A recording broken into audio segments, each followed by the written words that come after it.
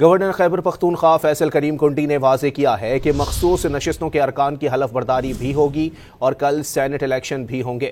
Governor Khyber Pakhtunkhwa Faisal کریم کنڈی نے کہا ہے کہ سینٹ الیکشن میں حکومت اور اپوزیشن میں 6 اور 5 کا فارمولہ طے پایا۔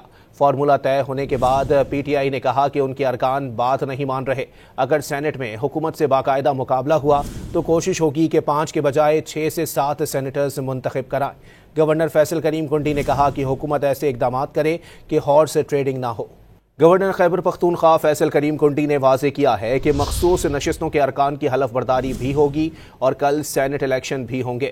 گورنر خیبر پختونخوا فیصل کریم کنڈی نے کہا ہے کہ سینٹ الیکشن میں حکومت اور اپوزیشن میں 6 اور 5 کا فارمولہ طے پایا۔ فارمولہ طے ہونے کے بعد پی ٹی آئی نے کہا کہ ان کے ارکان بات نہیں مان رہے۔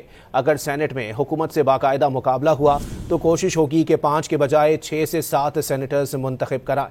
گورنر فیصل کریم کنڈی نے کہا کہ حکومت ایسے اقدامات کرے کہ ہارس ٹریڈنگ نہ ہو۔